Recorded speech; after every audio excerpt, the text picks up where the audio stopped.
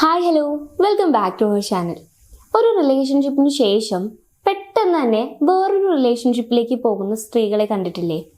ശരിക്കും ഇതൊരു 90% ഒരു റീബോൺ റിലേഷൻഷിപ്പ് ആവാനാണ് പോസിബിലിറ്റീസ് ഉള്ളത്. റീബോൺ റിലേഷൻഷിപ്പ് എന്ന് വെച്ച് കഴിഞ്ഞാൽ നമ്മളുടെ അപ്പോഴത്തെ ആ ഒരു വിഷമം മാറാൻ വേണ്ടി ആരെങ്കിലുമൊക്കെ, അതിപ്പം നമ്മളുടെ സങ്കല്പത്തിലുള്ള ആളായിക്കൊള്ളണമെന്നൊന്നുമില്ല, നമ്മൾ ആരെങ്കിലുമൊക്കെ വന്ന് ഒന്ന് കെയർ ചെയ്ത് കഴിഞ്ഞാൽ അവരുമായിട്ട് ഒരു റിലേഷൻഷിപ്പിലേക്ക് പോകുന്ന ഒരു രീതിയാണിത്. സോ ഇന്നത്തെ വീഡിയോയിലൂടെ നമ്മൾ ഡിസ്കസ് ചെയ്യാനായിട്ട് പോകുന്നത്, നമ്മളൊരു റിലേഷൻഷിപ്പിലേക്ക് പോകുമ്പോൾ, അതായത് ആഫ്റ്റർ ബ്രേക്കപ്പ് നമ്മളൊരു റിലേഷൻഷിപ്പിലേക്ക് പോകുമ്പോൾ അതൊരു റീബോൺ റിലേഷൻഷിപ്പ് അല്ല എന്ന് ഉറപ്പിച്ചതിന് ശേഷം മാത്രം പോകാനായിട്ട് ശ്രദ്ധിക്കണം. അപ്പം നമ്മൾ നോക്കേണ്ട കുറച്ച് കാര്യങ്ങൾ, അല്ലെങ്കിൽ ഒരു റീബോൺ റിലേഷൻഷിപ്പ് ആണോ എന്ന് നമുക്ക് കൺഫേം ചെയ്യാൻ സാധിക്കുന്ന കുറച്ച് സൈക്കോളജിക്കൽ റീസൺസ് ആണ് ഇന്നത്തെ വീഡിയോയിൽ നമ്മൾ ഡിസ്കസ് ചെയ്യാനായിട്ട് പോകുന്നത്. സോ നമുക്ക് സ്റ്റാർട്ട് ചെയ്യാം. നമ്മളൊരു റീബോൺ റിലേഷൻഷിപ്പിലേക്ക് പോകാനുള്ള മെയിൻ റീസൺ എന്ന് പറയുന്നത്, നമുക്ക് ഉണ്ടായിട്ടുള്ള ആ ഒരു പെയിനിൽ നിന്ന് എസ്കേപ്പ് ചെയ്യുക എന്നുള്ള ഒരു രീതിയാണ്. അതായത് ഇപ്പം നമ്മൾ ഓൾറെഡി ബ്രോക്കൺ ആണ്, നമ്മളൊരു റിലേഷൻഷിപ്പിലായിരുന്നു, ആ റിലേഷൻഷിപ്പിൽ നിന്നും നമ്മൾ ബ്രേക്കപ്പ് ആയി നിൽക്കുകയാണ്. അപ്പോൾ ആ ഒരു സിറ്റുവേഷനിൽ നമുക്ക് ഈ ഒരു ബ്രേക്കപ്പ് ആയതിൻ്റെ കുറച്ച് വിഷമങ്ങളൊക്കെ ഉണ്ടാവും. അപ്പോൾ ഇത് പറയാൻ നമുക്ക് ഒരാളുണ്ടാവില്ല.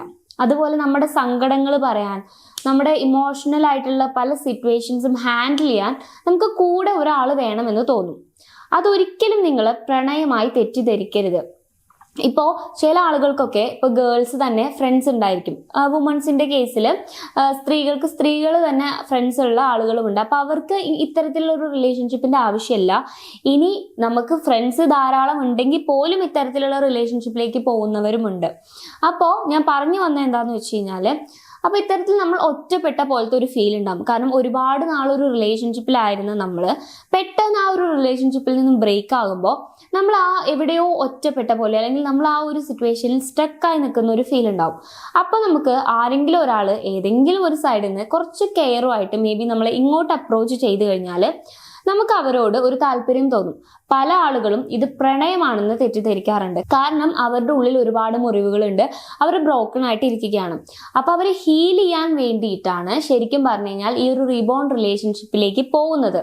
അപ്പോൾ നമ്മളെ സ്നേഹം കാണിച്ച്, അല്ലെങ്കിൽ നമ്മളോട് സ്നേഹത്തോടെ വരുന്ന ഒരാളോട് നമുക്ക് ഇഷ്ടമാണ് അല്ലെങ്കിൽ ലവ് ആണെന്ന് നമ്മൾ തെറ്റിദ്ധരിച്ച ഒരു റിലേഷൻഷിപ്പിലാവുകയാണെങ്കിൽ, നമ്മൾ ഹീലായി കഴിഞ്ഞ് കഴിഞ്ഞാൽ, നമ്മൾ കംപ്ലീറ്റ്ലി ഹീലായി കഴിഞ്ഞ് കഴിഞ്ഞാൽ നമുക്ക് തോന്നും ഈ ഒരു റിലേഷൻഷിപ്പ് വേണോ, അല്ലെങ്കിൽ ഈ ഒരു റിലേഷൻഷിപ്പ് എനിക്ക് സ്യൂട്ടബിൾ ആയതാണോ എന്നുള്ളൊരു തോന്നൽ നമ്മുടെ ഉള്ളിൽ വരും. അതുപോലെ തന്നെ നമ്മൾ ആ ഒരു റിലേഷൻഷിപ്പിൽ കണ്ടിന്യൂ ചെയ്യാനുള്ള ചാൻസ് വളരെയധികം കുറവാണ്. ശരിക്കും പറഞ്ഞു കഴിഞ്ഞാൽ നിങ്ങളുടെ ഓപ്പോസിറ്റ് നിൽക്കുന്ന ആളോടും നിങ്ങളോടും നിങ്ങൾ ചെയ്യുന്ന വലിയൊരു തെറ്റാണ് ഈ ഒരു റീബോൺ റിലേഷൻഷിപ്പ് എന്ന് പറയുന്നത്. പല ആളുകളും അവരുടെ സിറ്റുവേഷൻ കൊണ്ട് ഈ ഒരു റീബോൺ റിലേഷൻഷിപ്പിലേക്ക് ആയി പോകുന്നതാണ്. ഇനി രണ്ടാമത്തെ കാര്യം, നമ്മൾ ഈ ഒരു റീബോൺ റിലേഷൻഷിപ്പിലായെന്ന് വിചാരിക്കുക. ഇങ്ങനെ ആയാൽ തന്നെ നമുക്ക് ആ ഒരു റിലേഷൻഷിപ്പിൽ ഉണ്ടാവാൻ പോകുന്ന ഒരു കാര്യമാണ് കോൺസ്റ്റന്റ് ആയിട്ടുള്ള കമ്പാരിസൺസ്. അതായത് നമ്മളുടെ മുന്നേ ഉണ്ടായിരുന്ന പാർട്ട്ണറിന്റെ പല ക്വാളിറ്റീസും മേ ബി ഈ ഒരു പാർട്ട്ണർക്ക് ഉണ്ടായിക്കൊള്ളണമെന്നില്ല. കാരണം നമ്മൾ ആ ഒരു പാർട്ട്ണറിനെ ചൂസ് ചെയ്ത വേയിലല്ല ഈ ഒരു റീബോൺ റിലേഷൻഷിപ്പിൽ നമ്മൾ ചൂസ് ചെയ്തിട്ടുള്ളത്. ആ ഒരു സമയത്ത് നമ്മൾ ചിന്തിക്കുന്നത് നമ്മളെ സപ്പോർട്ട് ചെയ്യാൻ, അല്ലെങ്കിൽ നമ്മളെ താങ്ങാൻ ഒരാൾ എന്നുള്ളൊരു കാര്യം മാത്രമേ നമുക്കുള്ളൂ. ആളുടെ ലുക്ക് എങ്ങനെയാണോ, അല്ലെങ്കിൽ നമ്മൾക്ക് വേണ്ട ഒരു സ്വഭാവ രീതിയാണോ അയാൾക്കുള്ളത്, അല്ലെങ്കിൽ അയാളുടെ ഫൈനാൻഷ്യൽ സ്റ്റെബിലിറ്റി എന്താണ്, അല്ലെങ്കിൽ അയാളുടെ ജോബ് എന്താണ്, അയാളുടെ ബാക്ക്ഗ്രൗണ്ട് എന്താ, ഒന്നും നമ്മൾ അന്വേഷിക്കില്ല. നമ്മളുടെ കോൺസെപ്റ്റുകൾക്ക് കംപ്ലീറ്റ്ലി എഗെയിൻസ്റ്റ് ആണെങ്കിൽ പോലും നമുക്ക് ആ ഒരു കെയറും ലവും അയാളിൽ നിന്ന് കിട്ടുമ്പോൾ നമ്മൾ ആ ഒരു റിലേഷൻഷിപ്പിലേക്ക് പോകുന്നതാണ്. അപ്പോൾ ഈ ഒരു റിലേഷൻഷിപ്പിൽ നമ്മളുടെ ആ ഹീലിംഗ് പ്രോസസ്സ് കഴിഞ്ഞ് കഴിഞ്ഞാൽ പിന്നീട് ഉണ്ടാകുന്നത് കോൺസ്റ്റന്റ് ആയിട്ടുള്ള കമ്പാരിസൺസ് ആണ്. അതായത് നമുക്ക് വേണ്ട ആളാണോ ഇയാൾ, അല്ലെങ്കിൽ നമ്മുടെ പഴയ പാർട്ട്ണറിനെ പോലെയാണോ ഇയാളുള്ളത്. ഇത് പല ആളുകളും ആ പാർട്ട്ണറിനോട് തന്നെ തുറന്ന് പറയുന്നവരുമുണ്ട്. അപ്പോൾ അതൊക്കെ അവർക്ക് ഭയങ്കര ബുദ്ധിമുട്ടുണ്ടാക്കുന്ന ഒരു കാര്യമാണ്. സോ ഇതാണ് ഈ ഒരു റീബോൺ റിലേഷൻഷിപ്പ് തകരാനുണ്ടാവുന്ന, അല്ലെങ്കിൽ ആ ഒരു റിലേഷൻഷിപ്പിൽ നിന്നും പിൻവലിയാൻ ശ്രമിക്കുമ്പോൾ നമ്മൾ കാണിക്കുന്ന ഫസ്റ്റ് സൈൻ ഇതാണ്, കോൺസ്റ്റന്റ് ആയിട്ടുള്ള കമ്പാരിസൺ. ഇനി മൂന്നാമത്തെ കാര്യം, ഈ ഒരു റിലേഷൻഷിപ്പിലേക്ക് സ്ത്രീകൾ എൻ്റർ ആവാനുള്ള മെയിൻ റീസൺ അവരുടെ ഒറ്റപ്പെടൽ തന്നെയാണ്. ഇപ്പോൾ ബ്രേക്കപ്പ് എന്ന് പറയുന്നത് പുരുഷനും സ്ത്രീക്കും വളരെയധികം ഡിഫറെൻ്റ് ആയിട്ടുള്ള രീതിയിലാണ് ഉണ്ടാവുന്നത്. കാരണം ഒരു പുരുഷന് ബ്രേക്കപ്പ് ആയി കഴിഞ്ഞ് കഴിഞ്ഞാൽ ഒരുപാട് ഓപ്ഷൻസ് ഉണ്ട്. അതായത് അവന് വേണമെങ്കിൽ പുറത്തു പോയിരിക്കാം, അല്ലെങ്കിൽ ഫ്രണ്ട്സിന്റെ കൂടെ പുറത്തൊക്കെ പോവാം, ട്രിപ്പ് പോവാം, എന്ത് വേണമെങ്കിൽ ചെയ്യാം. പക്ഷെ നമ്മുടെ സമൂഹത്തിൽ സ്ത്രീയെ സംബന്ധിച്ച് ഈ ഓപ്ഷൻസ് ഒന്നും ഇല്ലാത്ത വ്യക്തികളാണ്. സോ അതുകൊണ്ട് തന്നെ അവർ കുറച്ച് കൺട്രോൾഡ് ആയതുകൊണ്ട് തന്നെ അവർ കൂടുതൽ സമയം വീട്ടിലിരിക്കുകയായിരിക്കും. അപ്പോൾ ഈ കാര്യങ്ങളൊക്കെ ആലോചിച്ച് അല്ലെങ്കിൽ ഇതുപോലെ ഓവർ തിങ്കിങ് ചെയ്ത് ഇതിലുണ്ടായ പെയിനുകളൊക്കെ ആലോചിച്ച് ഇവർ വിഷമിച്ചിരിക്കുകയായിരിക്കും. അപ്പോൾ ഇവർക്ക് ഒറ്റപ്പെടൽ നല്ല രീതിയിൽ ഉണ്ടായിരിക്കും. അപ്പോൾ ഇവരൊരു പാർട്ട്ണറിനെ സീക്ക് ചെയ്യുന്നുണ്ടാവും, അല്ലെങ്കിൽ ഏതെങ്കിലും ഒരു പാർട്ട്ണർ നമുക്ക് ഉണ്ടായിരുന്നെങ്കിൽ, അല്ലെങ്കിൽ നമ്മളെ കേൾക്കാൻ ഒരാൾ ഉണ്ടായിരുന്നെങ്കിൽ എന്നിവർ ആത്മാർത്ഥമായിട്ട് ആഗ്രഹിക്കുന്നുണ്ടാവും. ശരിക്കും പറഞ്ഞു കഴിഞ്ഞാൽ അതൊരു ഹീലിംഗ് പ്രോസസ്സിന്റെ പാർട്ടാണ്. നമ്മളെ കേൾക്കാൻ ഒരാൾ ഉണ്ടാവുക എന്നുള്ളത് നമ്മൾ ആഗ്രഹിക്കുക. അതൊരിക്കലും ഒരു പാർട്ട്ണറിനെ ചൂസ് ചെയ്യലല്ല.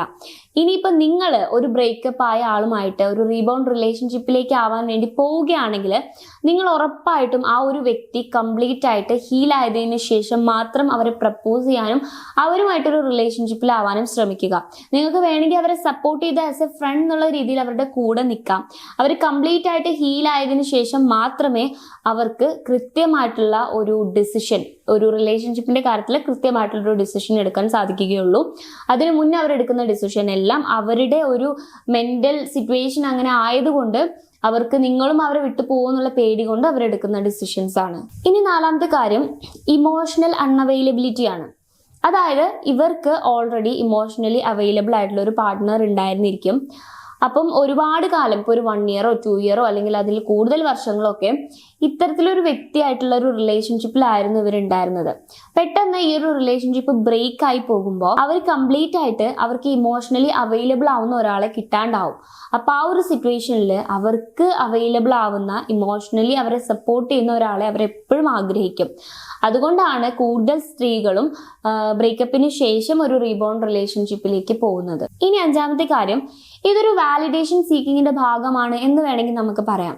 അതായത് അവർ ഓൾറെഡി ഒരു ബ്രേക്കപ്പിൽ മേ ബി ഈ ഒരു ഇവരുടെ പാർട്ട്ണർ ആയിരിക്കും ഇവരെ വേണ്ടാന്ന് പറഞ്ഞ് പോയിട്ടുണ്ടായിരിക്കാം, അല്ലെങ്കിൽ ഇവരുടെ പാർട്ട്ണർ വേറെ ഒരു എക്സ്ട്രാ മെറിറ്റൽ റിലേഷൻഷിപ്പിലേക്കോ അങ്ങനെയൊക്കെയുള്ള രീതിയിലായിരിക്കാം മേ ബി ബ്രേക്കപ്പ് ആയിട്ടുള്ളത്.